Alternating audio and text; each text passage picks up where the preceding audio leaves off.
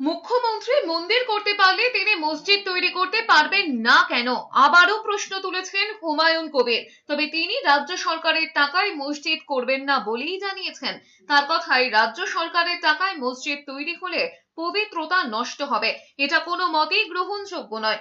ভরতপুরের suspended বিধায়ক হুমায়ুন কবির বলেছেন, এত বিরোধিতা সত্ত্বেও মসজিদের শিলান্যাস স্থাপন করছেন। 25 বিঘা জায়গার মধ্যে হাসপাতাল হবে, বিশ্ববিদ্যালয় হবে, পার্ক হবে।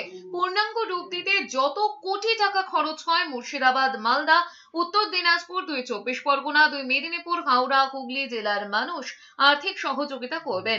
মুখ্যমন্ত্রীকে আক্রমণ করে তিনি আরো বলেছেন, যখন রেড রোড আটকে কার্নিভাল হয়, যখন সরকারি টাকায় একটা সম্প্রদায়কে 1,10,000 টাকা করে অনুদান দেওয়া হয়, তখন তো বিরোধিতা করেন না, কিন্তু সংবিধান মেনে মসজিদ তৈরিতে দোষ কোথায়? রাজ্য সরকারের কোনো দয়ার দরকার নেই। রাজ্য সরকারের টাকায় আমি মসজিদ করবো না, তাতে মসজিদের পবিত্রতা নষ্ট হবে, এটা আমি কোনো মতেই না। এটাই হচ্ছে আমার মেন উদ্দেশ্য। যত কোটি টাকা খরচ হোক, মুর্শিদাবাদ সহ মালদা, উত্তর দিনাজপুর, উত্তর 24 পরগনা,